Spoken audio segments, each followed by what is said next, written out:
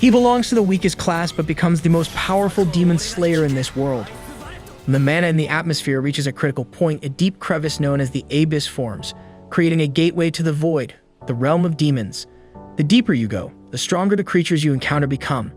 One night, an abyss with a depth of 12 emerged, dangerous enough for creatures called lords to appear.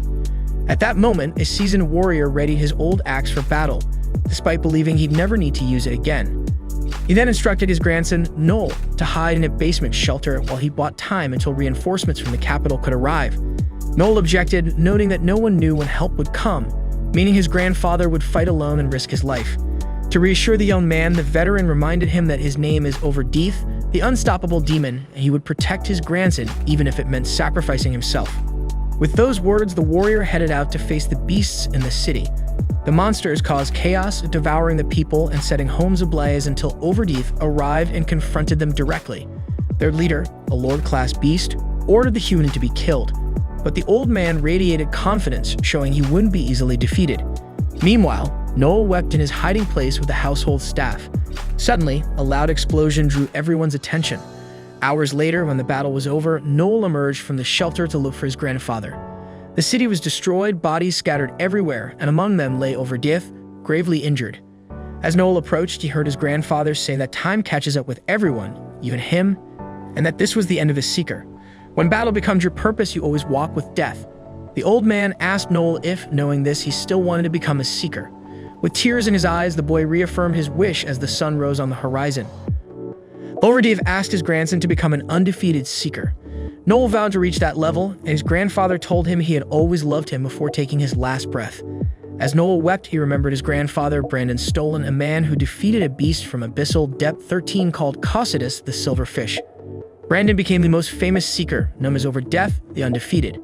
2 years later, Noel kept his promise by joining Brandon's group to battle monsters. In a cave, Noel ordered Lloyd and Walter to intercept the enemies while Tanya supported from the rear. Thanks to her blinding spells, the warriors found openings to defeat the enemies at the front while Noel stayed at a safe distance. He was part of the weakest support class, the Eloquent. They were fighting lesser vampires, a species that couldn't use magic but could reproduce endlessly. Noel warned the group to stay alert, as these creatures, even as offshoots, could still tear through a bull with bare hands. One vampire, despite being nearly split in half, attacked Noel, but Tanya quickly dispatched it, reminding the group they had to aim for the head or the vampires would regenerate endlessly. The group pressed on with their journey, but Walter questioned why they didn't head straight for the queen instead of wasting time with her minions. He argued that killing the source would stop the vampires from multiplying. Noel explained that their C-rank team wasn't strong enough to take on the queen directly, but defeating the minions would increase their chances. Though not fully convinced, Walter accepted Noel's choice, trusting the team's hierarchy. As part of Blue Beyond, he knew their only reason for being on a B-rank mission was Noel's skill and charisma. Noel, part of the Eloquent class, a specialized support role known for summoning words to boost others, but lacking in combat ability, reflected on how fragile his class was. Suddenly, the vampire queen appeared, releasing poisonous gas. Lloyd told Tanya to help while he searched for Noel, but the queen knocked her down. Enraged, Walter swung his axe but missed. In the chaos, Noel grew weaker, coughing uncontrollably, and the team struggled without his buffs. Walter shouted, challenging Noel's leadership. The words triggered a memory of Noel's grandfather's death, pushing him to act. With a new determination, Noel grabbed a pistol and charged toward the vampire queen. Without hesitation, Noel activated his eloquent skill and initiated a strategy called Tactician. With this buff, he boosted the group's abilities by 25% and immediately warned the frontline fighters to dodge an incoming area attack. As expected, Walter and Lloyd avoided the strike. The support then used Battle Voice to raise the team's resistance and mana by 25%. Noel instructed Tanya to shield the two warriors while they attacked. The plan worked, and the monster took heavy damage, but Tanya noticed more vampires closing in. Fearing they'd assist the queen, Noel cast Mental Clarity to calm the mage and restore her will to fight. He then set a 74-second timer, announcing he'd handle the lesser foes while the others focused on the queen. Tanya was to keep shielding while Lloyd and Walter dodged and readied their strongest attacks. With a wolf's howl, Noel stunned several vampires and prepared his magic weapon, Silver Flame, to freeze others with Ice Bullet. One vampire broke through, leaving Noel with 1 bullet and 43 seconds on the clock. He calculated the vampire would strike him at the 28-second mark, so he ordered Walter and Lloyd to activate their attack skills. Lloyd had unleashed his Aura Blade and Walter used Deadly Drive. The queen was hit, but just as they began to celebrate, Noel barely dodged the vampire's lethal strike. The talker then realized that when the main body dies, its kind stop moving as well. As the countdown hits 0, the enemy leader's death is confirmed and the lesser vampire loses its mobility. Noel remains unscathed and the mission is accomplished. The group scolds the support for his risky strategy, but the boy smiles, recalling how he once cried to his grandfather for being in the weakest class. Brandon had once compared him to his mother, though noted he had the talent of a seeker, just like his grandfather. Despite being eloquent, Brandon vowed to train him to become the greatest seeker. Before leaving the dungeon, Noel gazes up and declares his trust in his grandfather and his ambition to become the best, even beyond death, despite his weak class. Later, the group reaches Yttria, the capital of the Veltman Empire, thriving through magical engineering. Although vulnerable to the abyss, Veltman's wealth stems from collecting and using beast materials. Seekers are revered for their battles against abyssal creatures. Noel became a seeker at 15 and moved to Yttria to find allies as eloquence cannot fight alone. His companions include Walter the warrior, Tanya the healer, and Lloyd the swordsman and team leader. Reflecting in a tavern after the mission, Noel considers adding an observer but decides to focus on gaining experience with his current team. Walter interrupts the boy's thoughts, assuming he's upset about the payment from the mission. He reassures him not to stress over money, saying a seeker shouldn't be so focused on wealth, and that his grandfather would have likely said the same. However, Noel recalls his grandfather said the opposite, that a seeker should have the best gear to face challenges. Walter, a seasoned warrior, claims that notoriety is an honor, and Noel shouldn't be ashamed of his well-made armor. Irritated, Noel ends the conversation arrogantly, which angers Walter, who accuses him of being divisive. Unfazed, Noel provokes him, leading Walter to grab him by the collar, promising to kill him. Noel challenges him to a fight, but Lloyd steps in to stop them. Afterward, the Blue Beyond team meets in a square, lamenting their dwindling funds due to high costs. Lloyd tries to lift their spirits, but Noel points out that well-paying missions are rare. Unlike government-backed clans, their third-party group must pay high commissions to contractors, so Noel suggests using their money to form their own clan. Lloyd reminds them they only have 13 million fills, while the government demands 20 million for that. The eloquent member volunteers to cover the difference because it's vital for them to establish a guild. After all, the Empire promotes the rise of Seekers as they are considered the people's champions. With Blue Beyond having youth, beauty, and charisma among its ranks, they'll easily attract sponsors. Walter agrees, urging them to accelerate the process since he desires fame, wealth, and women as quickly as possible. Tanya disagrees, feeling the team lacks the experience for such a significant move. This leaves Lloyd with the deciding vote. However, Noel cautions that if they choose not to form the guild, he will leave the group. He's always been clear that his ambition is greater than just starting a clan. He arranges a meeting at his home 2 days later to discuss the specifics. With that settled, everyone departs except for Tanya and Lloyd, who remain in the square together. Later, Noel and Walter discover they've been betrayed by the rest of the team. Both the leader and the healer are secretly leaving the city. Noel later learns through a letter that Lloyd made poor investments, fell into debt, and took the group's money to pay off what he owed before fleeing the city. After reading this, Noel bursts into uncontrollable laughter, which enrages Walter, who is upset by his partner's carefree attitude. Noel explains that he couldn't help but laugh at Lloyd's humiliating downfall. He then asks where Walter got the letter, and Walter says he found it in Lloyd's old room after hearing about a job at the tavern. He went to inform the runaway pair, but when he arrived, the room was empty and the lodging owner gave him the letter. The owner said Lloyd had left the previous night at around 8 p.m., realizing it's now 9:30 a.m. Noel concludes they fled just before the gates closed and have been gone for 12 hours. Noel plans to check which gate they used, assuming they didn't rent a horse to avoid leaving tracks, meaning he and Walter could still catch up. Walter, however, just wants to give Lloyd a good beating. Noel, getting serious, says this betrayal is final. If they find Lloyd and Tanya, it'll likely end in a fight to the death, since both are strong opponents. The emotional ties between the four won't make it any easier. To make things worse, even if Noel and Walter win this dispute, they won't get the money back, which is why the others fled, pretending it was a romantic getaway. Noel vows to repay them 100-fold for what they've done. The duo heads to the Orcs Club, and as soon as they enter, Noel announces to all the Seekers that Lloyd and Tanya, former members of the Blue Beyond, have escaped with the group's money. He offers a 2 million fill reward to anyone who captures them alive. Walter asks why, and Noel explains that it's easier to have multiple people searching for the runaways. Soon, a member of the Lightning Bite group steps up, asks for more details, and sets off with his team. Other patrons also show interest and leave to join the hunt. Later, a man claims to know where Lloyd and Tanya went but won't give the information for free. Suspecting that the man's group can't compete with his former companions, Noel offers 1 million fil, but the informant asks for 1.5 million. Noel holds firm on his offer, knowing the man's desperation. Eventually, the informant agrees and reveals that Lloyd and Tanya were last seen heading down Varley Road, exiting through the south gate, likely bound for Carnot Village. Noel instructs the informant to gather his group and meet him at the south gate. Walter will accompany the informant while Noel attends something before the meeting. Once things are settled, Noel reunites with Walter and the others. Walter asks if Noel is sure he can face Lloyd and Tanya, and Noel confidently replies that he'd destroy them without hesitation, knowing what he'd do if betrayed by friends. Someone from the other group questions if Noel ever trusted his friends, and he responds that trust isn't the same as blind faith. Noel tells Walter he can wait in the city, and Walter grumbles, thinking Noel sees him as weak. Noel realizes Walter has a kind heart, and if he's not fully committed to the fight, it will be tough for him. Later, Lloyd suggests resting for the night, noticing Tanya's worry. He reassures her that Noel won't care once he knows the money is gone. Just then, Noel and his companions appear, subduing the group with a stunned howl.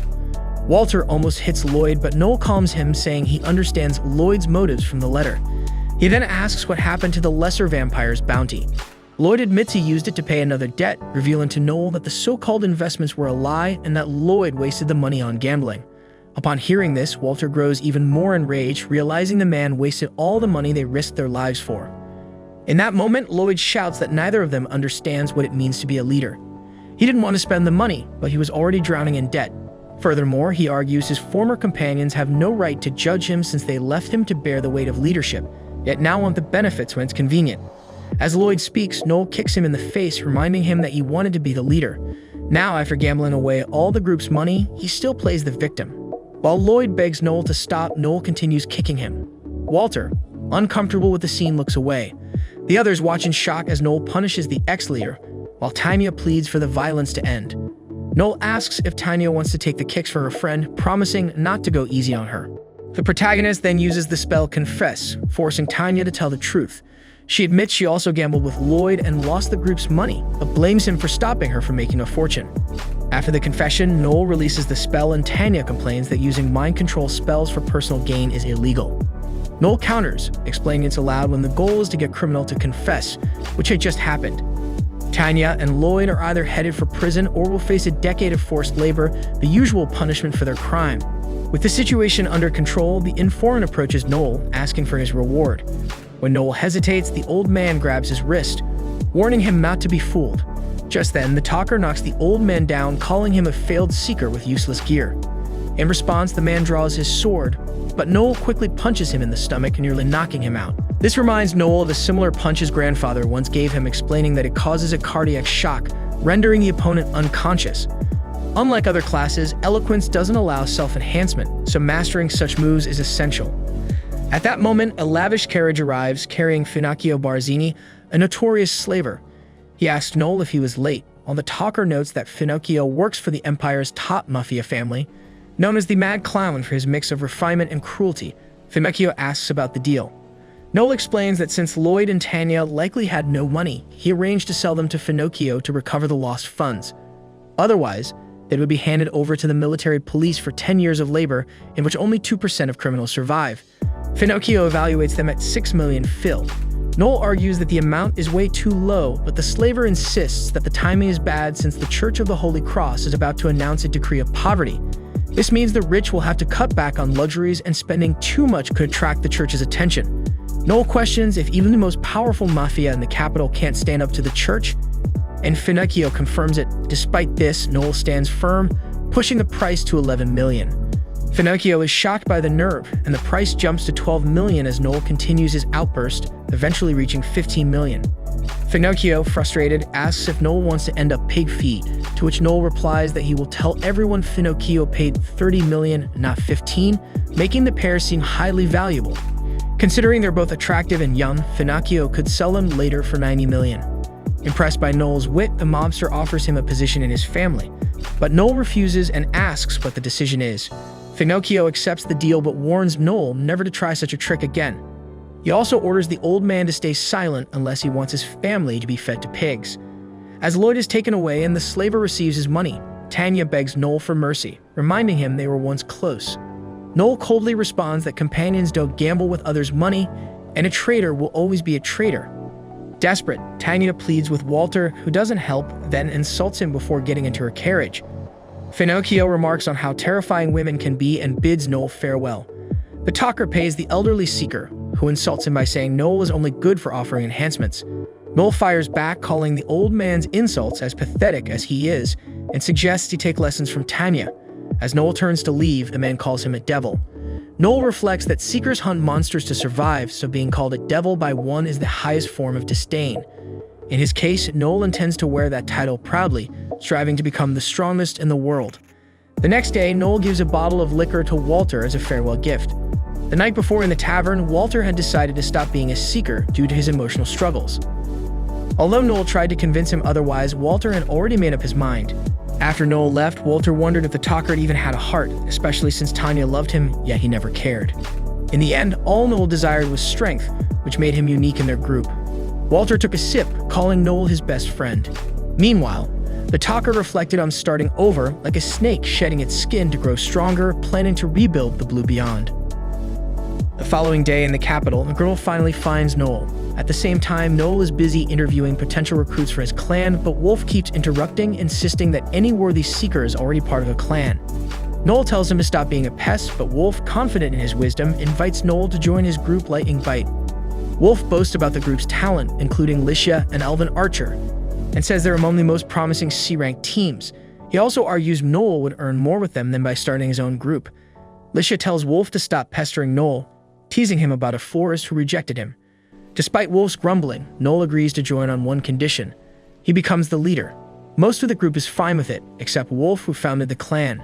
Just then, a girl named Alma quietly approaches Noel at a tavern, impressing him with her stealth. After claiming to be 21, the Lightning Bite members surround her, asking personal questions like her hobbies and favorite books. Unfazed, Alma calmly answers every question until Noel inquires about her class and rank. She reveals she's a reconnaissance class, rank C. Noel realizes that having a recon expert, along with a skilled archer in detection, offers a significant advantage in the abyss. Growing more curious, he asks why she wants to become a seeker, but Alma clarifies that she doesn't. She's only interested in Noel because he's Overdeath's grandson. Her grandfather once fought him and lost an arm in the battle. Worried, Noel asks if she seeks revenge, but she dismisses the idea, saying it's pointless. She was merely curious about the kind of seeker Overdeath's grandson would become. Noel apologizes if his grandfather caused any harm, but Alma brushes it off, revealing her grandfather passed away last month. Noel asks for his name, and she reveals it's Alcor Judicali, shocking everyone around them. Noel recalls that Alcor was a founding member of the Assassin Society, a feared group of hired killers. Just then, Logan approaches Alma, sarcastically saying her claim of being Alcor's granddaughter must be a joke. Wolf steps in, saying it's none of Logan's business, but Logan continues, explaining that seeker taverns have unwritten rules where only those of certain prestige are allowed. Alma admits she was unaware, and Logan warns that regulars often enforce these rules harshly. Alma interrupts, asking Noel what exactly defines a seeker's prestige. Noel responds that to begin, rank and class come afterward. Anyone can recognize strength. Alma concludes she just needs to defeat this Ludmouth for recognition. Logan, angered by the challenge, swings at her, but Alma dodges with lightning speed, landing a strike on his face, followed by a downward kick to his head. Without delay, Noel hires her without addressing the offer directly. Alma's stomach rumbles, and she admits she's hungry. Later, while enjoying a fried pastry Noel gave her, Alma remarks it's the best thing she's tasted in the mountains. The boy admits he doubted her claim about being Alcor's granddaughter. Alma responds that the moment she saw Noel, she knew he was Overdeath's grandson because his eyes showed a fierce determination. Alma recalls her grandfather's advice to avoid fighting Overdeath as he was unpredictable and unbeatable. Noel's eyes reminded her of that. Noel asks if Alma had been training to become an assassin in the mountains. She confirms she was advancing from reconnaissance to assassin, though she hasn't officially reached rank B yet. Noel wonders why she didn't join the Assassin Society to gain her skills. Alma explains she intended to until a training duel against another assassin. Though her opponent had potential, she easily dodged and countered, eventually holding a dagger to his chest. The man, desperate, reminded her it was just a test and mentioned an old lesson from her grandfather. The strongest survive, and the weak sacrifice themselves to the god of hell. The man argued that such beliefs were outdated, belonging to a time before the new leader took over the organization. Those dark traditions were gone, but that didn't matter to Alma. She was raised differently. Just as she lifted her dagger to finish him, Simon Gregory, the new leader, intervened. Because of this, Alma was expelled for holding onto outdated values. The organization had changed, now focusing more on espionage than executions, aiming to become a state institution. Noel felt anxious knowing this story, but Alma reassured him, calling herself his older sister and promising to protect him. Later, as they walk through the forest, Noel asks what Alma knows about support classes and enhancements. Alma explained that though weak alone, they can turn the tide of battle. Noel noted that buffs have a wide range of effects like the Talker Assault command, which can end a fight instantly but also risk the group's safety if misused. The key is for the enhancer to assess the entire battle and use commands to maximize the team's potential, especially since a talker can't boost themselves, making them dependent on others. Alma remarks that Noel is capable of handling the task, to which he replies that if he wasn't, he would have died long ago.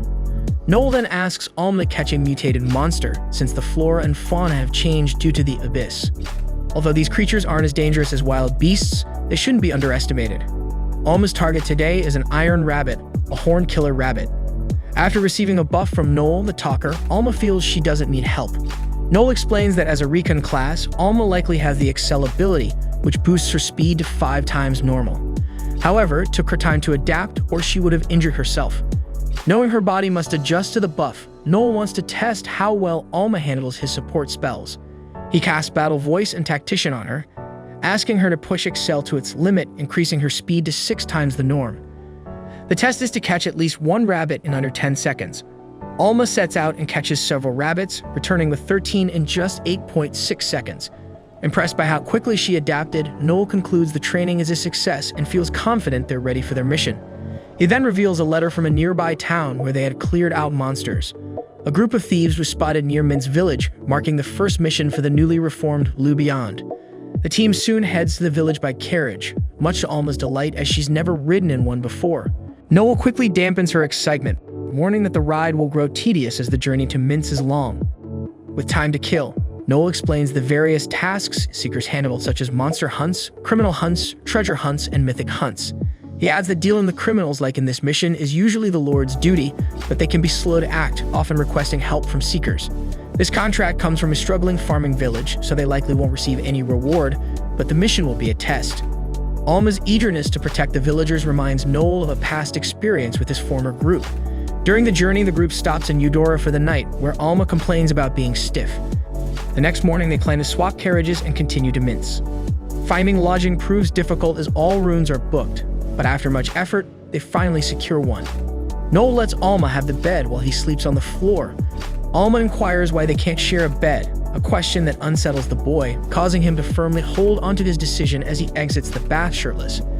His companion comments that it requires immense effort to sculpt a physique like his. But no matter how much Noel pushes himself, he'll never match the frontline fighters, because effort alone doesn't surpass innate talent. If Noel were a warrior defying death, he might have become the ultimate seeker, but that's not the reality. As he listens to her words, Noel asks her to close her eyes, and without warning, he flicks her forehead. Later, as he lies down to sleep, he reflects on Alma's remarks, recognizing that he understands her meaning all too well, recalling how in his youth he ended up with the weakest class and needed his grandfather's guidance just to become somewhat strong. The next day, the mayor greets the Blue Beyond group after a year, but is surprised to see only 2 members. Noel explains that the other 3 retire, leaving just him and Alma. Still, he assures the mayor they can handle the thieves. Inside, the mayor's wife serves tea until Noel spots a young girl hiding. The mayor introduces her as Chelsea, who had been eager to see the group again. Noel jokes that she must be upset their former leader isn't here, though secretly she admires Noel more. Noel reviews the mission, noting the letter mentioned 20 thieves who attacked a nearby village, causing casualties and kidnapping women. He asks if their hideout is known, and the mayor says it's in a rocky area in the eastern forest. Noel requests 500,000 fil for the job, and the mayor surprisingly pays part of it up front, which startles Noel as he expected bargaining. Looking at the money, Noel senses the mayor struggled to gather the sum but reassures him the mission will be completed. Later, Alma remarks that the mayor, despite being with his wife and daughter, was always looking at her you-know-what. Suddenly, the mayor's daughter runs up, asking if they will really defeat the bandits. With a friendly smile, Noel Stalin reassures the girl that he'll put an end to the nightmare soon. Excited, she cheers him on and shows off the bamboo helicopter she's holding. Noel recalls teaching her how to make it, and she proudly adds that hers fly higher than the others. She also treasures the helicopter he gave her. Embarrassed, she runs off, wishing for his safe return. Afterward, Alma teases that Noel has a cute face, but is a scoundrel for charming the girl. Annoyed, Noel tells her to shut up and then move on. By nightfall, they arrive at the bandits' hideout and realize there are likely twice as many as the mayor mentioned. Observing carefully, Noel recognizes the leader as Gordo, a B-rank bandit with a 2 million fil bounty, skilled in reconnaissance. Noel asks Alma if she can take him down. She says a one-on-one fight would be easy, but the problem is if the others gang up on her. Noel reassures her, saying he'll handle the rest. Though Alma is skilled at concealing her presence, Noel reveals he's already planned for that. Alma stealthily infiltrates the camp, and with their linked thoughts, Noel receives updates. Once she's in position near the leader's tent, Noel unleashes a stun howl, paralyzing all the bandits nearby. He orders Alma to take down Gordo, and she swiftly pierces the tent, driving her dagger into the leader's torso. With the boss confirmed dead, the next task is to keep the enemies occupied until Noel arrives. One by one, Alma takes down the henchmen, and Noel notices she seems to enjoy it, a habit that could be a future problem. As Alma counts her kills, Stalin shows up, announcing he's joining the fight. He throws a flash grenade, blinding the foes, and follows with flame bullets that start a large fire, quickly engulfing the bandits. Later, the mayor greets Blue Beyond with joy, asking if the bandits were defeated. Stalin confirms the kills and shows the leader's body, but spares the mayor from seeing inside for now. The eloquent one then requests the rest of his payment, but the mayor invites them to dine first, saying his wife and daughter have prepared a feast. Chelsea mentions wanting to become an amazing seeker, like Noel, and wonders if she can do it. Stalin replies that any adult can and suggests she enroll in the capital's training school, a 2-year course for frontliners and 1 year for support roles. However, she'd need to cover living expenses. Noel suggests she could start as a support to gain experience. Enthralled, Chelsea asks if she could join Blue Beyond once she's strong, and Noel replies that if she becomes skilled and still looks up to him, they'll fight together without a doubt. The mayor and his wife bring out a bottle of wine, supposedly worth 100,000 fiddle, to celebrate. The man had saved it for a special occasion like this. As Noel picks up his glass, he assumes the wine is of high quality from its color and smell, but insists the host should take the first sip. The mayor hesitates, fumbling his words, so Stalin bluntly asks him to drink the wine he poisoned. The mayor is shocked and asks why. Noel calmly explains that if the Blue Beyond members were dead, the mayor wouldn't have to pay them and he could steal their belongings. The mayor grows nervous and demands proof. Noel presents 3 reasons. First, a man who lies about bandit numbers to lower the reward wouldn't open such an expensive bottle out of kindness. Second, the wine smells cheap and spoiled, meaning it's been open for a while, unlike the mayor's claim. And third, Noel sensed the mayor's malicious intent as soon as the wine was mentioned. Alma asks how the mayor thought they'd fall for such a bad trick, especially since their class builds up poison resistance. The mayor loses his composure but insists no one has proof. Noel urges him to drink first if the wine is safe. The man knocks over the glass and yells for the guests to leave. At that moment, Noel uses his confessed magic to force him to reveal the truth. He admits to poisoning the wine to kill Blue Beyond after dealing with the bandits, planning to steal their valuables and gear. Chelsea is shocked and asks if her father really meant to kill her and Noel, but before he can answer, Stalin strikes him in the right eye. The mayor pleads for mercy and promises to pay the 300,000 fil he owes, but Noel demands every coin he has. When the mayor says he has debts, Noel looms over him, threatening to blind his other eye. The mayor screams that he borrowed the money from the Gambino Mafia, who will kill him if he's late on payment, but Noel shows no sympathy and continues to intimidate him. Panicked, Chelsea offers 800,000 fil from the family's savings, despite her father's warning that the Gambinos will kill them all if they don't have the money. Ignoring her father, she hands the cash to Noel. Satisfied, Noel calls Alma to leave as Chelsea angrily cries that she hates all seekers. Noel ignores her and walks away. On the way back, Alma mentions how hard life is for seekers. Noel asks if she's tired of it, but she says no, though she wonders if he's truly okay with everything that happened. He coldly reassures her that he's Alma and comments that losing the admiration of a girl who once cared for him is unfortunate, no matter the perspective. He adds that if he feared letting people down, he'd have stayed isolated on an island. Just then, they spot an airship in the sky bearing the Goat Dinner clan symbol. Noel explains that this symbol shows the clan holds 3-star regalia, meaning they are recognized by the Empire. He further clarifies that there are 7 regalia clans ranked by achievements, 4 with 3 stars, 2 with 2 stars, and 1 with 1 star. Owning an airship is one of the privileges of a regalia clan. In fact, that airship probably carries some of society's most brilliant, wealthy minds. Noel's goal is to reach that level of prestige within a year. Hearing this, Alma remembers an old test where Simon Gregory asked if she killed Alcor Judicali, the former leader of the Assassin Society. She admits it was easy since he was already very old. Simon notes that Alcor sought power but couldn't surpass the Overdeath, a failure that consumed him. He then asks if Alma is truly Alcor's daughter, and she reveals that she was born from a woman Alcor kidnapped. Alcor never wanted children. He wanted to create an invincible version of himself to erase his defeat to the Overdeath. Due to this illusion, all of Alma's siblings died except her. Despite her students' supposed success on this insane journey, Simon informs her she no longer belongs in the Assassin Society because it's not as violent as it once was. Alma is crushed, realizing she spent 21 years training for something that no longer matters. As a consolation, Simon tells her that the Overdeath's grandson, Noel Stalin, has become a refined seeker in the capital, the weakest of all classes. Remembering this, Alma embraces her teammate, promising to always fight by his side. Later, we're taken to a public restroom where a man is dragged into a stall after knocking out an officer. The assailant grabs his hat, transforming into the fallen man as he leaves.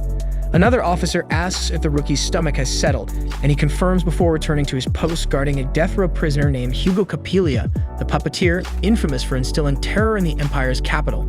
Meanwhile, Noel completes 2 laps around the castle walls, carrying a barrel of rocks that add weight to his exercise, which is a 2-hour limit to finish. Despite exhaustion, Noel's resolve never wavers. Years ago, trained by his grandfather, he faced relentless discipline to prepare for the beasts that won't wait. The rigorous training began when he vowed to become a seeker, and his once gentle grandfather became an unyielding mentor, enforcing a brutal routine. As a talker, Noel can't gain strength on his own, so he must endure. Even amid hardship, he persisted, occasionally sharing a rare smile with his grandfather.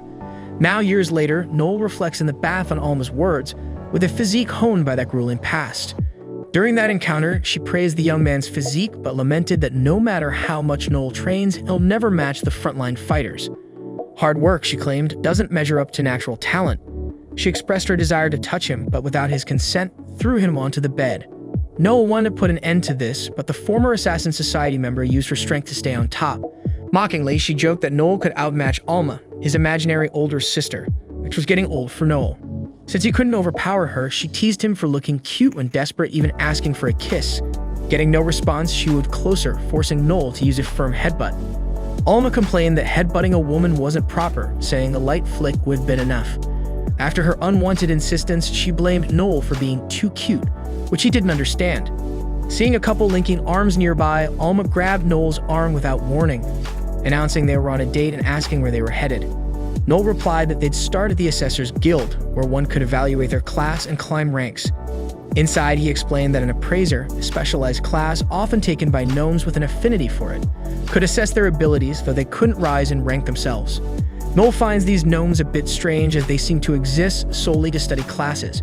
He asks Alma if she has the mark needed to climb and rank, and she explains that she does. She adds that the mark usually appears on the chest or back of the hand, but she hopes Noel's will appear on his back, which is a more fitting place. As they chat, a nearby gnome congratulates an adventurer on their rank up, and the young man can already feel the power flowing through him. Noel wonders if Alma will choose to become an assassin, but she hasn't decided and is open to suggestions. He's concerned that her choice should suit any new members joining the Blue Beyond.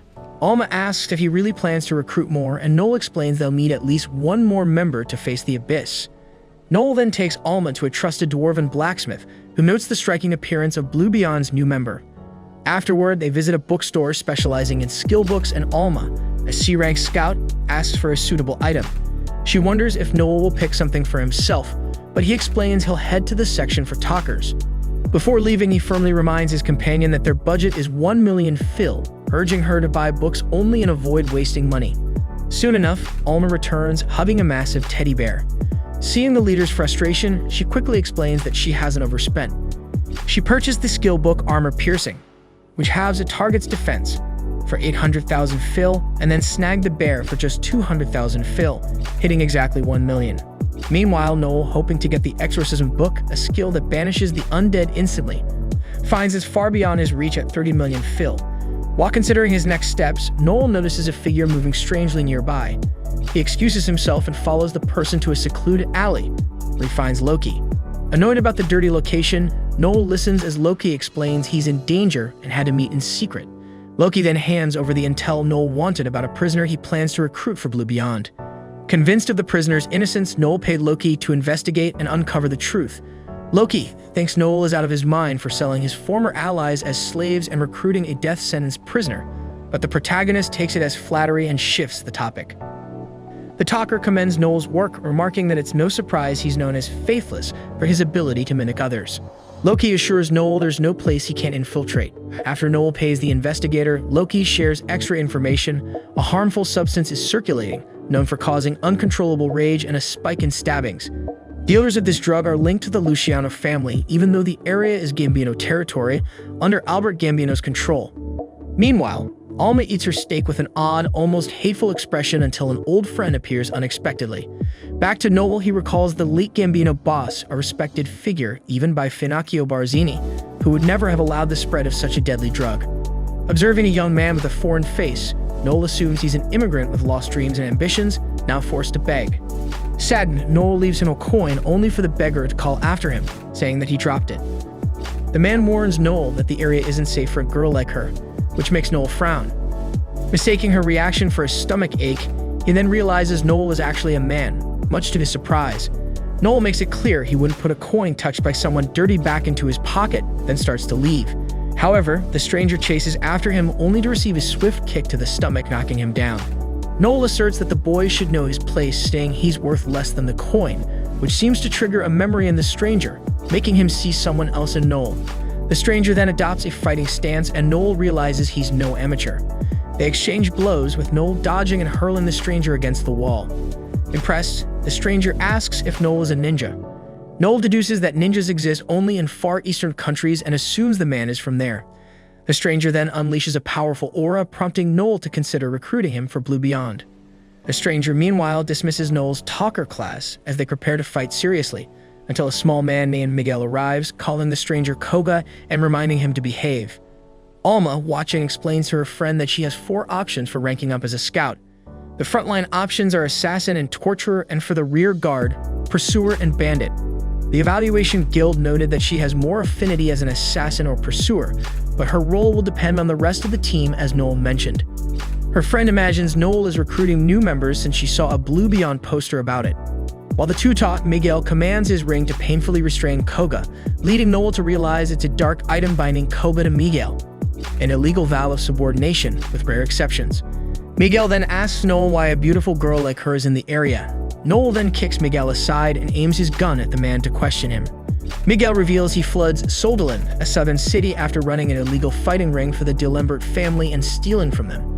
Seeking refuge in the imperial capital beyond the D'Alembert's reach, he bought and trained Koga as a gladiator. Miguel now plans to open a new combat market in the underworld. Alma tells her friend that she's strong enough to stand alone with Noel, and any newcomers at Blue Beyond would face certain death. Contemplating everything, Noel wonders if he should kill Miguel to free Koga, when suddenly, a gunshot rings out. Noel may be ruthless, but he's not a killer. He fired a warning shot, sparing his target's life, but if they don't leave in the next 10 seconds, Noel won't miss again. Terrified, the man scrambles up, nudges Kuga, and they make a run for it. Though Noel would have liked Kuga's strength, the fact that Kuga hasn't eliminated the gremlin holding him back shows a lack of resolve. Not someone Noel wants on his team. A bit later, Noel returns to the cafe where Alicia greets him. Surprised, he remarks he didn't invite her and refuses to pay for her food. Alma, annoyed, explains that Alicia stayed to keep her company since Noel left her alone for so long. Grudgingly, Noel agrees to treat them both just this once. As he sits, Alicia asks if he found any suitable party members, guessing he'd been recruiting. While he'd hoped to, Noel says no one met his standards. Right now, he has other priorities and asks if she knows about the drug currently circulating. Alicia has heard of it but knows little. Noel explains that it has a dangerous rage-inducing effect and is spreading unchecked. He warns her to be cautious, leaving Alicia surprised. Noel rarely shows concern for others. Noel says he's just sharing information since he's on good terms with Alicia's group, so Alicia thanks him and gets up to rejoin her party. Before leaving, she invites Alma to visit a favorite sweet shop, not as a fellow seeker, but as a friend. Alma is thrilled, but Noel isn't interested in forming any deep bond with Alicia, so he tells her to hurry up and go.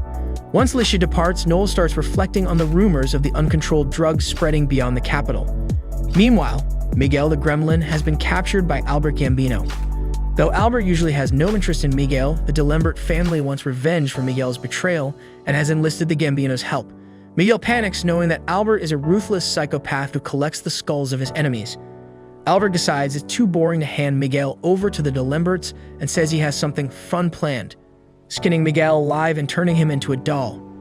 Terrified, Miguel tries to reason with Albert, who reveals he's also planning to skin Kuga. Kuga hears Albert threaten to skin them alive, but he's unfazed since he lost all hope long ago and would welcome death even in such a brutal way. Before Albert can start, however, a debt collector interrupts, bringing in the chief of Mint's village, who failed to pay on time. The chief rambles, explaining that while he gathered the money to pay, a seeker named Noel stole it without reason, even mocking Albert by calling him Gambino.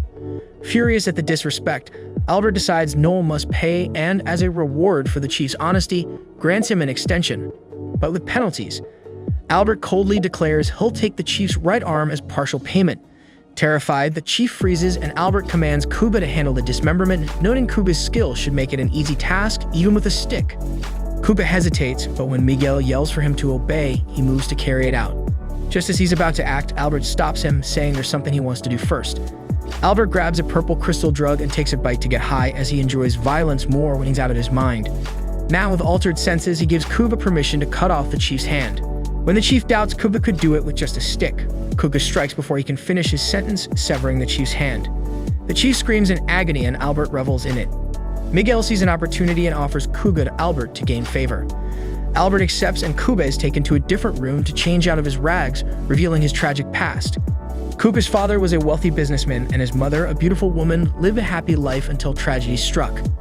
Kuga's father was attacked and his mother suffered terrible abuse. When Kuga was born 9 months later, his father resented him and his mother, seeing the contempt in her husband's eyes, couldn't bear it any longer, tragically ending her life. Years pass and Kuga's father had become a drunkard, broken by his wife's death. Despite this, Kuga still longed for his father's love and tried to be helpful. Yet his presence often infuriated his father, and others in the household wished he had died with his mother. Growing up in a home where he was unwanted and mocked deeply affected Kuga's self-worth. One morning he awoke to find himself on a boat, realizing he'd likely been sold as a slave by his family. There Kuga met Miguel, who took him to an illegal fighting ring. When Kuga won his fights, Miguel praised him, Kuga's first experience of approval. However, he soon realized Miguel only valued him for the money he could make. In the present, Kuga completes his preparations and heads out on his first mission under Albert's command. That evening, Noel meets Loki in an abandoned church, where Loki warns him that the Gambino family is targeting him. He explains that the chief of Mint's village lied to Albert Gambino about Noel's supposed disrespect, leading Albert to hire an assassin to go after him. Noel thinks it's absurd for Albert to order a hit based on flimsy evidence, but Albert is almost unhinged, so a rational person could never understand his actions. Noel wonders how a man like Albert could lead the Gambino family, but the answer is simple: nepotism. The previous head only had one son, so despite Albert's flaws, he inherited the position without earning it. Suddenly, Noel hears armor clanking, signaling someone is approaching. He realizes Loki has betrayed him to the Gambinos. Loki apologizes, explaining he had to cooperate or risk death himself. His backup plan is to flee the country afterward to escape the Gambinos, which sounds reasonable to Noel, except Loki hasn't considered that Noel could just shoot him now. Though disappointed, Noel is reluctant, as he genuinely liked Loki. Strangely, Loki doesn't resist and even seems ready to die, saying he now realizes he compromised not just Noel, but also his own pride. Moved, Noel chooses to forgive Loki and assures him he won't need to run. Noel himself plans to bring down the Gambino family. Loki is momentarily shocked, but quickly bursts into laughter, finding Noel's forgiveness completely out of character. Nevertheless, he's grateful for the second chance and silently promises to repay him. For now, however, he isn't much help in a fight. As Loki exits, Noel faces his attacker, drinking a battle potion to prepare. The potion gives a 10-minute boost to his physical power, though it leaves him exhausted afterward. When the attacker comes into view, Noel is startled to see it's Kuga, who is equally surprised that Noel is his target. Noel congratulates Kuga on joining the Gambino family as an assassin, a big leap from his days as a street fighter, and proposes they pick up their unfinished fight. He points his gun, but Kuga hesitates as he still feels indebted to Noel. Yet he must follow his orders and announces himself formally as Kuga, a slicing swordsman, challenging Noel to a duel. Though Noel finds it foolish for Kuga to reveal his identity, he respects his pride and introduces himself in return. The fight begins as Noel fires, but Kuga dodges and closes in on him in an instant. Just as Noel is about to be struck, he quickly uses a wire to escape. Now that Kuga is no longer weakened or hungry, His speed and accuracy have significantly improved since his last fight with Noel. Still, Noel has a plan to defeat him. He fires a flame bullet at Kuga, and although Kuga dodges, he gets caught in the flames. Noel thinks this will injure him, but Kuga emerges unscathed by slicing the air around him to create a protective barrier. Kuga then leaps forward, forcing Noel into close combat. Noel aims a low blow, but Kuga dodges, calling it a cowardly move. Despite this, Noel is determined to win by any means necessary. He grabs a flashbang to blind Kuga, hoping to land a finishing blow, but before he can strike, Kuga uses a special move, launching a flurry of slashes that corner Noel on a ledge. Even Noel's stun howl fails to stop Kuga, who cuts through it, sending Noel plummeting. Soon after the speaker awakens to find a sword aimed at his face, Kuga stands over him, victor of their duel, yet modestly acknowledging his opponent's great skill. He admits Noel is the best rival he has ever fought. This prompts Noel to ask why Kuga hasn't delivered the final blow, as Gambino surely ordered his death. Shaken by the question, Kuga hesitates until Noel grips the blade and urges him to stop feeling sorry for his enemies. Noel warns Kuga that if he lets him go, Gambino will never forgive him. In Noel's view, nothing is worth more than one's own life, and he believes Kuga should stop risking it for his foes. Confused, Kuga senses that Noel is somehow offering his life to protect Kuga. Though he sees himself unworthy of such honor, Noel abruptly says their time is up. Just then, Alma emerges from the shadows, declaring herself the only one who can bring Noel down. Noel, shedding his usual pride, welcomes her, though he begins to feel the effects of a potion wearing off. Alma asks if she should kill Kuga, and Noel agrees. After her first strike, Kuga despairs, insisting he does not want to fight a woman. Alma finds it amusing that she sees herself as stronger than the man, but Kuga disagrees, arguing that his opponent's surprise attack failed to kill him, proving his superiority. Alma comments on her foe's audacity and, using her incredible speed, kicks the air for momentum, launching more blades to catch him off guard. However, he counters with his cherry blossoms gone mad technique, deflecting each blade, which impresses Noel. Kuga remains calm and blocks further attacks with remarkable precision by enhancing his senses, keeping his eyes closed. Noel realizes two things. First, his flash grenade failed because of the opponent's ability. Second, there are heights he'll never reach. Determined, he vows never to hesitate or complain again, resolving to control the strongest to become the strongest. Alma, meanwhile, acknowledges the enemy's power but vows to kill him, using her blood poison technique. Kuga then stops holding back, promising not to treat his foe as a woman, and readies his lethal move. But before the fight resumes, Noel fires a flare, ordering Alma and Kuga to retreat, as the flare will summon the military police. He warns that if Kuga is arrested, Albert Gambino will demand consequences. Kuga acknowledges he dislikes taking orders, but agrees Noel is right. Before he leaves, the talker gives him a message for his boss. Later, when Kuga returns to the most feared mafioso in the region, he is confronted by his former master, Miguel. Gambino explains that Miguel took responsibility for Kuga's failure, but believes Kuga won't fail again. The boss warns there is no one left to cover for him. Assuring success, Kuga is dismissed but delivers Noel's message for Gambino. My motto is to repay 1,000 times to friends and foes alike. I will support the Gambino family unless you're too cowardly to face me. Hearing this, Gambino questions if Noel truly said that. When Kuga confirms, the mafia boss stabs his dagger into the table, vowing to kill Noel, and orders Leos to gather the men. As the meeting ends, Leos accuses Kuga of acting out to spite Miguel. Kuga, however, clarifies it wasn't about Miguel, whom he sees as a poor master. Instead, he admits admiration for Noel's strength, even though Noel, from the weakest class, won't surpass Kuga's level. Still, he respects Noel's fierce determination. Leos misunderstands and assumes Gambino's servant is infatuated with him, but the swordsman quickly corrects him, stating that Kuga isn't attracted to him.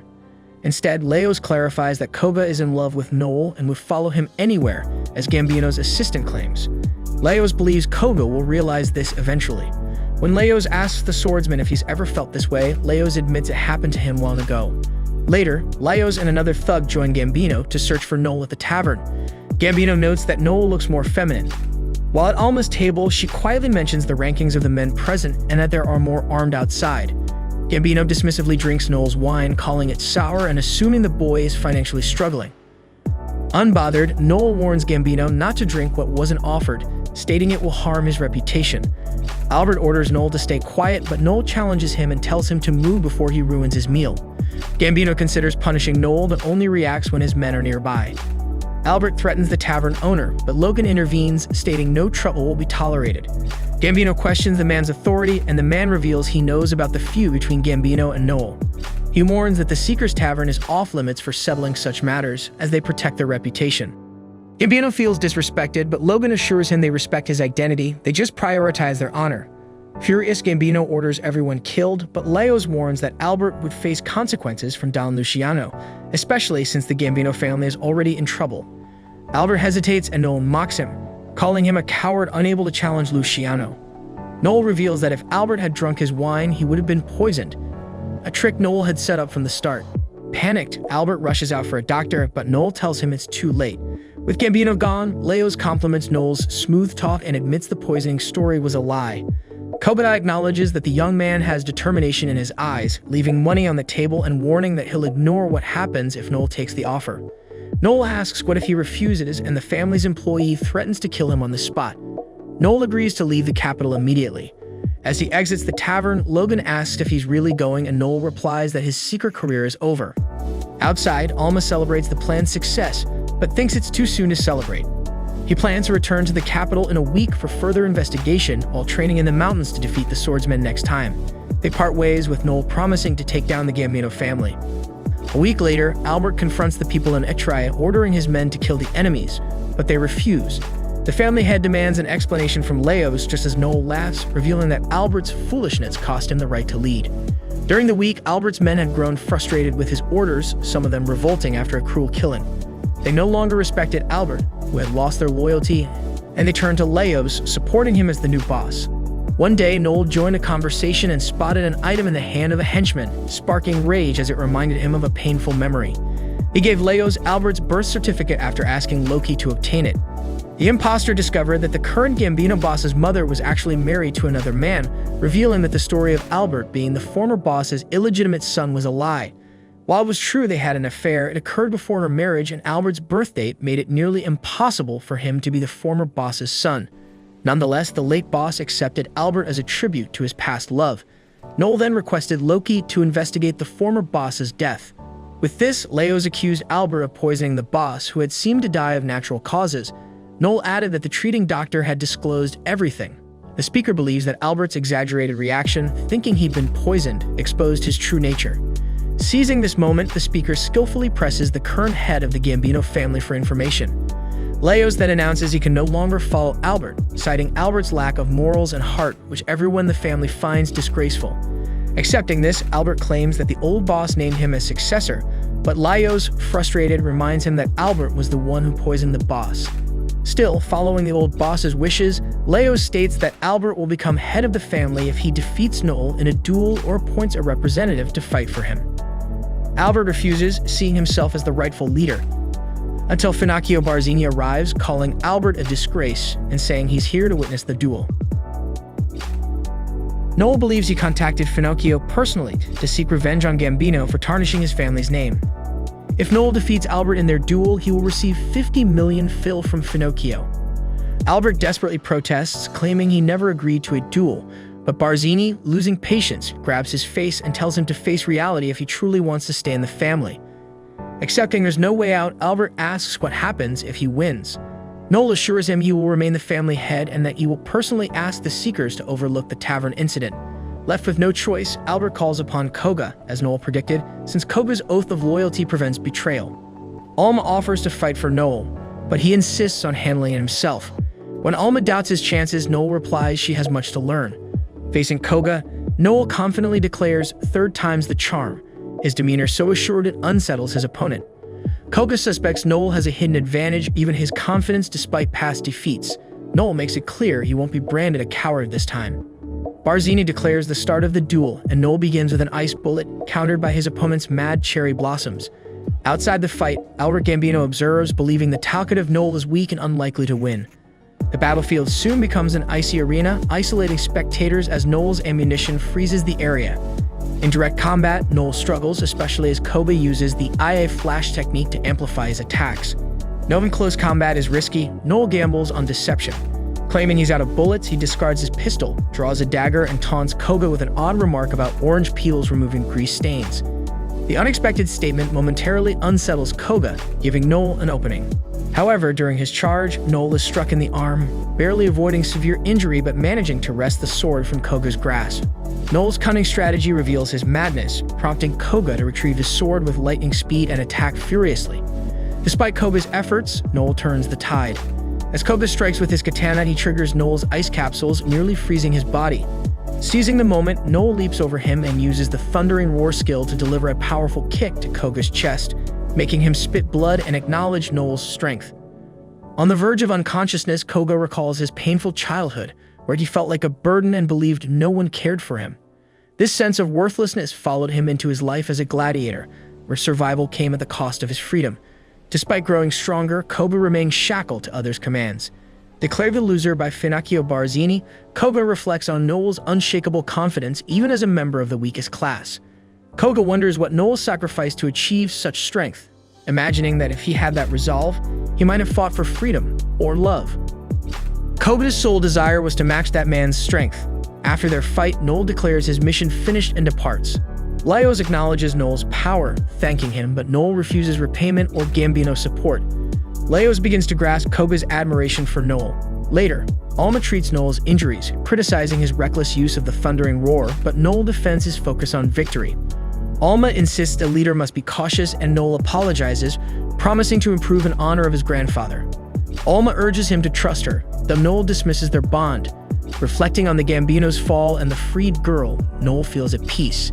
Finocchio Barzini praises Noel's victory and offers him a position in the Luciano family, even leadership of the Gambinos.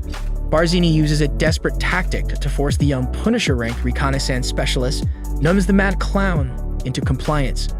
Though weak in hand-to-hand combat, the Clown's unique abilities make him a formidable foe. After Noel rejects Barzini's offer twice, Barzini threatens to take his heart, a move Noel knows would mean certain death. However, Barzini reveals the heart remains connected to both Noel and Finocchio. If the Clown moves beyond 5 meters from it or destroys it, Noel will die instantly. Barzini justifies this extreme measure, believing Noel could one day endanger the Luciano family. Yet Noel stands firm, even mocking the situation with a cynical smile, knowing his heart will only return if Finocchio undoes the ability. Noel challenges the Clown, asserting that killing him now would tarnish his reputation as head of the Barzini or Luciano family. While eliminating a potential threat might seem practical, it risks Finocchio's credibility, exposing his fear of a mere boy. Noel declines, declaring himself king and answering to no one. Finocchio jokes about never opposing him and warns Noel to stay true to his ambitions. Noel brushes it off, confident in his path. Meanwhile, Barzini mocks Albert Gambino's fall, condemning him to a humiliating life of servitude. The next day, Noel makes Koga his servant but demands strength, not weakness. When asked about his future, Koga admits he's only ever known servitude. Koga decides to stand by Noel, supporting his goals and joining him as a fierce ally. Noel, recognizing this, welcomes Koga into the Blue Beyond group. The team begins training with their new member, taking on a battalion of armed goblins. Using his strategic skills, Noel instructs Alma to weaken the rear goblins while Koga handles the front lines. Alma's armor-piercing attack helps Koga break through, but before he can face the goblin general, Alma defeats the chief. Annoyed, Koga complains about her impatience, while Alma defends her quick actions. Noel intervenes, reminding them teamwork matters and rewards are shared. He praises their debut and announces plans to register Blue Beyond as an official clan, allowing them to take higher-paying state jobs. Holding the symbol of his rank advancement to B, Noel envisions leading the most powerful clan and achieving the ultimate goal of reaching the 7 stars regalia. The next morning, Noel asked a maid to bribe the owner to smooth future dealings. Just then, an older man named Harold Jenkins, an inspector from the Seekers Guild, introduced himself. They sat and shared wine, with Harold praising Noel's craftsmanship. Noel credited his grandfather's legacy and his team. Changing the topic, Noel inquired why the inspector had come, since he'd already shared everything about the tragedy in his homeland. Harold then showed a photo of the Lord who had destroyed Noel Stalin's home. Recognizing him, Noel mentioned that the Lord's body and his grandfather's battle axe vanished that day. Harold explained that the Night Rage clan had tried to defeat the Lord but was wiped out. Later, the Supreme Dragon was sent, but the Lord disappeared. Unlike most beasts that invade by fate, this one acted on its own. It was the same Lord who killed Noel's grandfather, the Great Over Death. This Lord had reached level 13 and could become a new Valiant, one of 10 Lords capable of destroying the world. The last valiant, Cocytus the Silver Fish, emerged 40 years ago, destroying 3 nations before being defeated by the Bloody Sword Federation. Harold believed the boy, Noel, bore a striking resemblance to his grandfather Brandon, especially in his eyes. Harold, who had been close to Brandon, wanted to check on Noel as the boy would soon turn 15 and take the test to become a seeker. Before leaving, Noel asked Harold to remember his face as that of the future most powerful seeker. Returning to the present, Noel walked with Alma and Koga into a building. Koga, visibly nervous, worried about offending the inspector, prompting Noel to reassure him. Alma joked that failure might lead to seppuku, escalating Koga's panic. Suddenly, a noise startled them, but it was only the inspector entering. Harold reviewed the report, noting the group had secured a base and a 20 million guarantee, but still needed to prove their achievements, though he trusted their abilities. Noel revealed his plan and reassured Harold that he would reach rank B once his application was approved. Alma quickly pointed out that she was already rank B, leaving only Koga at rank C on their team. Harold confirmed their clan's name as Blue Beyond and ended the meeting.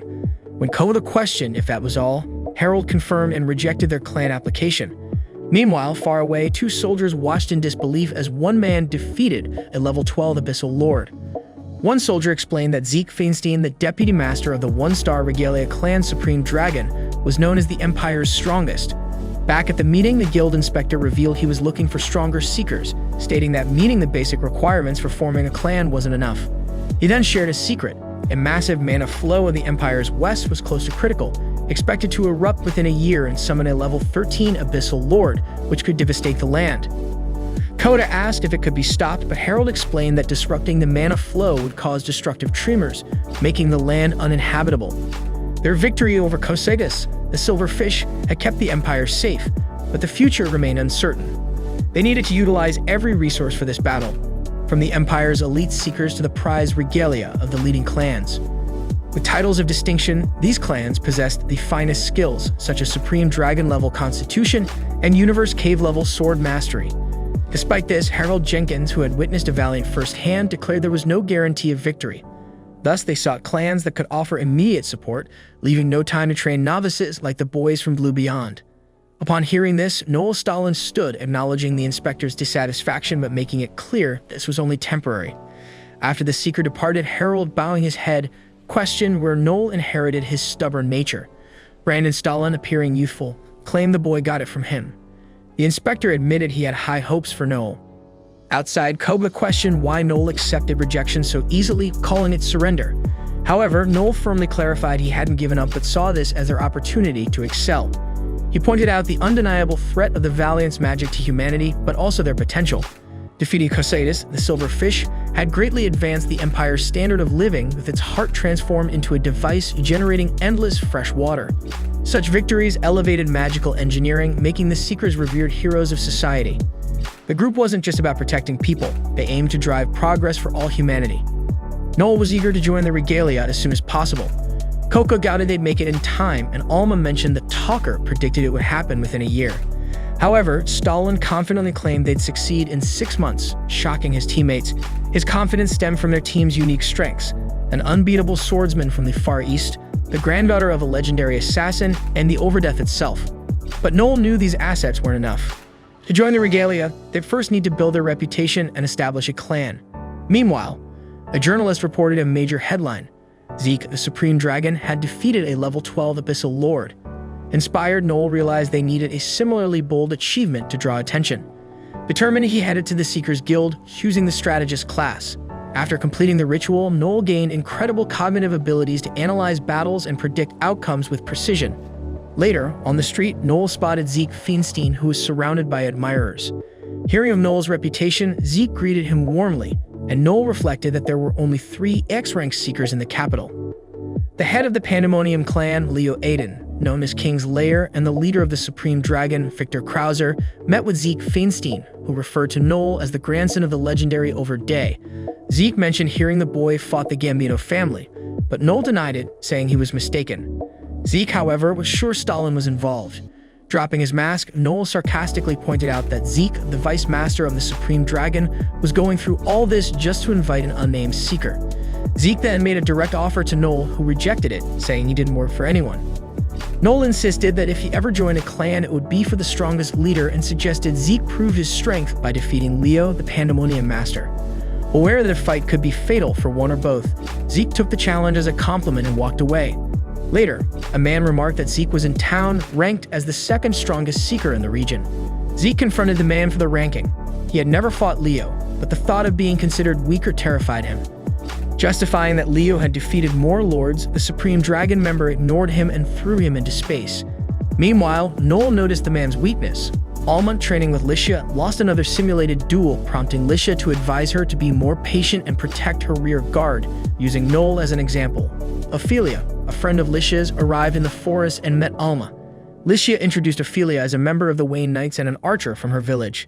Ophelia then introduced her team, Kiem a lancer, Vaclav a beast summoner, and Leon Frederick their leader. Ophelia assured Alma they could rely on each other, especially with dangerous figures like Noel Stalin, leader of Blue Beyond, rumored to have betrayed his allies and had mafia ties.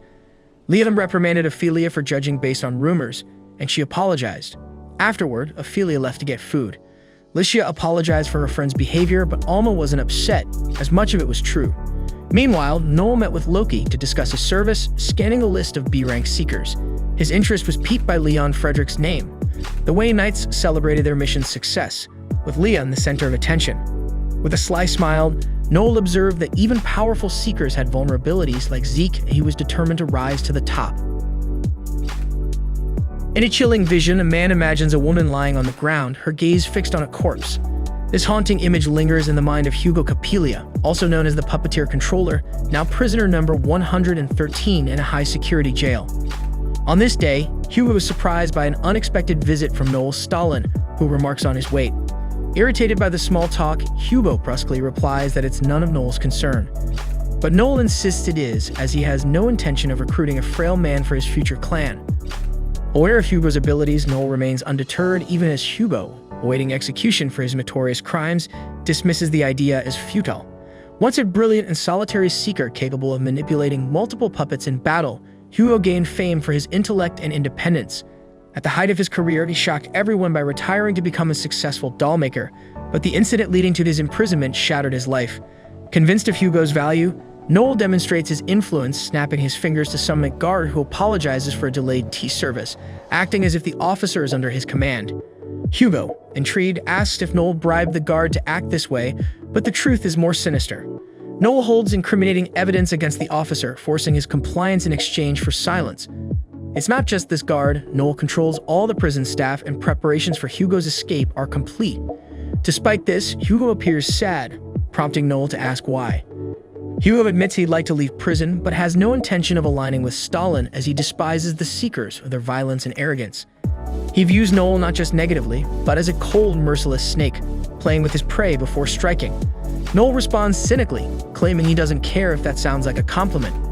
Hugo clarifies it's far from one. Unshaken, Noel declares he'll return, likening himself to a persistent snake, and assures Hugo he'll join him eventually. Afterward, Noel leads his companions to the Rockbird's Beak, a bar frequented by top-tier seekers. Upon entering, the patrons glare, mistaking Noel for a woman. Edgar, a seeker, approaches and comments on her unfamiliar presence. Annoyed, Noel corrects him yet again, stating firmly that he's a man. The large man denies the claim, arguing that Noel couldn't be the person in question since he lacks facial scars. Stalin counters sharply, saying if scars define a man, then Edgar might as well be a powerless little girl. Furious, Edgar vows he won't lose just because Noel knows his weaknesses and had time to prepare. Stalin strikes deeper, revealing that Edgar is about to become a father, something Noel shouldn't have known. Shocked, Edgar is further rattled when Stalin threatens to ruin him if he continues this game. Edgar finally retreats, smiling but silent. Noel Stalin thanks the crowd for their warm welcome and introduces himself as a leader of the Blue Beyond. The group relaxes, enjoying unique dishes and traditional sake from Vagra, Koga's homeland. While his companions eat, Stalin stays focused, his sights set on defeating the Wing Knights and hitting the jackpot. Meanwhile, Ophelia uses telepathy to comment on Alma, mistaking her for a novice. Alma warns Noel to be careful, as Ophelia seems to dislike him. Seeing an opportunity, Noel introduces himself to the elf. Hearing his name, Ophelia clenches her fists in anger, recalling how he once betrayed his former companions by selling them as slaves. He calmly explains that working with the mafia brought in good money, adding that even mobsters value loyalty. Hearing this, the elf charges at the leader of the Blue Beyond, but Koga blocks her. Undeterred, she accuses the swordsman of being too loyal to a leader who treats him like a pawn. Tsukishima, in no mood for games, warns her to watch her words unless she wants to feel his katana. Just then, Leon Frederick steps in to ask what's happening. Noel explains that the elf tried to attack him, prompting Liam to bow and apologize for his companion's behavior. Noel dismisses the apology, saying Ophelia needs to learn not to attack people, even if she's as dull as a door. Leon demands an apology for the insult, but Noel refuses. Ophelia counters that reasoning with Noel is pointless since he's, well, Noel Stalin. The mention of his name changes Frederick's expression. He criticizes Noel for not valuing his companions, but Noel doubles down, mocking them and declaring that Leon will pay for thinking he's the moral authority. Frustrated, Leon leaves the argument, while the other seekers at the bar watch the scene with unease. Alma remarks that Noel has truly become a villain, and Koga fears they've crossed a line. Noel reassures everyone that everything is going according to plan, revealing a sinister strategy that shocks his comrades with its ruthlessness. He emphasizes that in the world of seekers, the weak are preyed upon and only the strong survive. Meanwhile, in Harold Jenkins' office, Marion grows impatient, convinced Leo Eaton should lead the troops against Valiant due to his remarkable strength. Yet Harold surprises her by endorsing Noel Stalin, despite previously rejecting his clan's formalization. Harold proposes a bet. If Leo becomes Supreme Commander first, Harold will step down as family head. If Noel wins, Marion must attend spell school to become a top-tier inspector. Marion accepts. Elsewhere, Keem observes drunken revelry in the streets, reflecting on a childhood memory of defending Lon, a boy who refused to resort to violence even when others wronged him, believing peace was the better path. Keem had been self-reliant since he was a kid, striving to become the strongest seeker, while Leon doubted he could ever be as formidable. Despite Keem's encouragement, Leon wasn't easily convinced. Yet during their childhood, Keem inspired Leon by vowing they would both become seekers and always uphold what was right. Though Keem showed natural leadership, he lacked something unique to Leon, something neither of them could pinpoint back then. Leon, on the other hand, simply wanted to matter. Over time, their shared dream took shape as they fought alongside teammates Ophelia and Vaclav, realizing their true potential. Leon mastered his primary ability, a skill that immobilized monsters, giving him a vision of a fair and just world. Using this power, he even defeated an Agitar, a forest dragon with an abyssal depth level of 7, proving they had ascended within the Seeker ranks. Initially called Twilight Glint, they soon renamed themselves the Winged Knights, with Leon, also known as Celestial Wings, emerging as the leader. Keem believed Leon was destined for greatness. In the present, as Keem shares drinks with Leon, he muses that they might envy Noel Stalin, who became a seeker and casually entered the Bird's Beak Rock Bar, a place the Winged Knights had worked hard for years to access. Leon, caught between self-awareness and innocence, admits he might have felt jealousy but regrets not realizing it sooner. He acknowledges the talker's brilliance despite disagreeing with his methods. Keem, unwilling to quietly accept nonsense, shows the group the guild's letter, urging teams with solid records to quickly form clans. Liam mentions wanting to discuss this with his partner at the bar, but the clash with Noel Stalin disrupted the conversation. Meanwhile, the team had already agreed to leave the decision to Leon, though he resents feeling like a figurehead. His partner reassures him that his leadership matters deeply. The two toast the future clan, Winged Knights, but when they formally apply, Harold Jenkins denies them. If it had been a regular time, they would have easily qualified. The inspector explains that a Valiant will appear in a year, so the guild is being stricter about who can form a clan. Keem argues that they defeated an Agitar and are known as Dragon Slayers, but Jenkins criticizes their mindset. He believes they've always been too hesitant to advance and lack the drive to aim for higher ranks. Keem, frustrated, asks what terrible card they sent and learns it wasn't the guild but a prank. Even so, Leon pleads for a chance. The inspector challenges them to defeat a beast, Dantalion, and its cursed eyes with an abyssal depth level of 8, while competing with Noel Stalin's group for the clan spot. Without hesitation, Harold gathers the 3 young participants to outline the rules of the challenge. First, the winner must defeat Dantalion, and he asks if anyone knows what kind of creature it is. Noel explains they look like large monkeys, can read minds with a third eye, and are cruel, often hunting down seekers who fail to defeat them. Jenkins interrupts, dismissing the details as unnecessary, but adds that the Winged Knights of Blue Beyond will compete to slay the beast, with the first to succeed declared the winner. When Noel asks if defeating other competitors is allowed, Keem and Leon firmly state that their group never kills people and that rule won't change. Harold assures them interference is allowed, but killing is strictly forbidden, and attacking a downed opponent is prohibited. Restraining others must be done away from the beasts. Harold promises to monitor the test to ensure compliance and prevent cheating. Noel raises his hand, concerned about interference, mentioning a recent attack by a rival elf in a bar. Leon apologizes, but Stalin doubts the sincerity and requests interference not be banned on test day, insisting all members be present and prepared. Harold agrees to the new rule, but stresses that this is a one-time exception, urging the involved teams to give it their all. Losing the trial doesn't just mean the group won't become a clan, it means complete disbandment, with members forbidden from reuniting. Any violations will result in their secret licenses being revoked. If they accept the terms, they must sign the document on the table. Noel Stalin signs first, followed by Leon and Keem after confirming their understanding. Harold then announces the test will take place in 3 days at noon. Leon, while confident in the Wayne Knight's superior skill, acknowledges that their opponents possess extraordinary techniques, vowing not to underestimate them. He shakes hands with Noel, who mentions Rose's recent promotion to strategist and new predictive abilities. Noel imagines Leon losing and reacts smugly, but Leon quickly regains composure and expresses anticipation. 3 days later, the teams gather and Harold explains they must enter the Abyss and defeat Dantalion. However, as the trial begins, Blue Beyond sets up a picnic and starts eating sandwiches, leaving Leon confused about their strategy.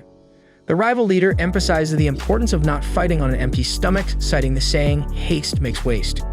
He notes that since Leon claims to be superior and more experienced than Blue Beyond, they should arrive first to begin the contest.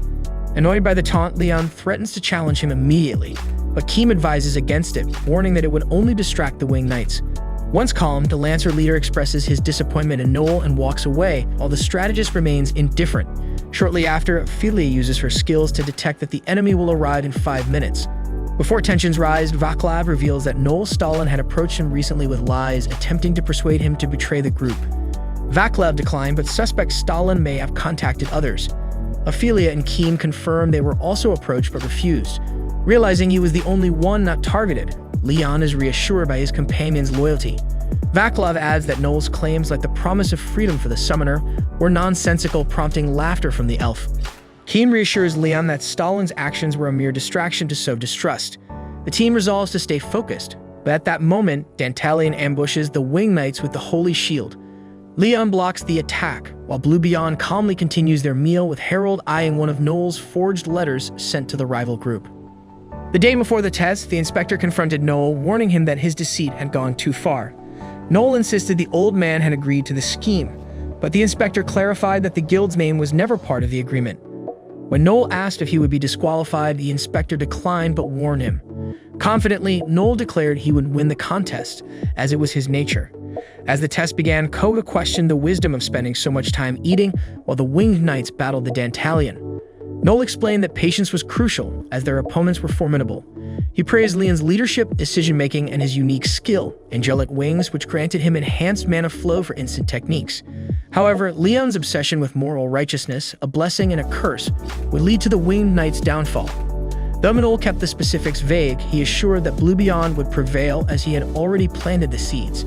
He had informed every rival member, but their leader, of what was to come. Leon Frederick would ultimately betray his team. The day before the test, Noel met Keem, who saw this as interference. Noel argued it wasn't, as the rule requiring all members to be present allowed for private discussions without breaking protocol. Keem soon realized the opponent wanted to alter the rule for their own schemes, but it was too late. Noel got straight to the point. He wanted Keem to betray his group. As a loyal Winged Knight, Keem dismissed the idea, laughing at what Noel could possibly offer: money, fame, or women. Stalin instead offered him freedom, pointing out that Leon's unmatched talent would eventually overshadow the group. If the Winged Knights formed a clan, their leader would grow far stronger than his comrades, leaving others like Keem feeling inadequate. Hearing this, Keem stood and declared that despite their flaws, he would always support his childhood best friend. Before he left, Noel warned him that Leon would betray him if Keem didn't act first. Now, an hour into their battle with the sinister Dantalion, who treats opponents as playthings, the Winged Knights struggle. Though they defeated similar creatures, they remain at a disadvantage. Vaclav summons fire magic, but Dantalion evades it effortlessly. Keem tries a swift strike but fails, as surprise attacks are useless against the mind-reading creature. Meanwhile, Leon, with his angelic wings, attempts a divine impact only to miss. Dantalion counters by launching a barrage of stones, their explosive impact echoing outside the abyss where Blue Beyond continues to rest. Koga, growing restless, demands to know when they will act. The leader explains they must wait for the Winged Knights to test their limits. After Dantalion's devastating attack, the weary warriors notice Ophelia is severely injured. Without hesitation, Leon activates Holy Shield and Iron Will, urging his allies to retreat. Confronting the Knight's shield, Dantalion acknowledges Leon's strength but mocks the group's fear. Leon, unfazed by the provocation, admits he can't win alone but, as a seeker, refuses to give up. He summons Invincible, buying time as Vaclav shields the group with a magical barrier. Checking on Ophelia, they realize she can no longer use her bow. Keem volunteers to lure Dantalion, allowing Leon to strike with the Seraphim Blade, a powerful area attack that risks harming allies. Leon opposes the plan, but Keen recalls their victory over Agitar, where this strategy succeeded. Leon counters, pointing out that Dantalion can read minds and will see through the ruse. Instead, he proposes that the Winged Knights and Blue Beyond unite to defeat Dantalion, setting aside their test to remain a strong, unofficial team. Keem and the others recall Noel's warning that Leon would betray them. Keem suspects this is what Stalin meant, but he argues Noel is the real enemy. Leon, however, insists he is protecting his allies. Furious, Keem accuses Leon of trusting Noel more than them. After a pause, Leon admits he does. With tears, Keem stabs Leon non-fatally, confessing envy of his talent and a desire for freedom. Meanwhile, Dantalion confronts the Winged Knights, but Blue Beyond intervenes. Using techniques Noel taught him, Koga exploits Dantalion's predictive weaknesses, striking decisively. Noel's swift reasoning and a costly Garma bullet damage the monster, but Dantalion persists. Anticipating every move, Noel coordinates Koga's attacks until the monster, overwhelmed by mental strain, blinds itself. Finally, Alma arrives, ready to end the battle. If you're enjoying the journey of this series, please hit that like and subscribe button and turn on that notification bell so you don't miss any updates. All of your support helps me to keep bringing more high-quality recaps.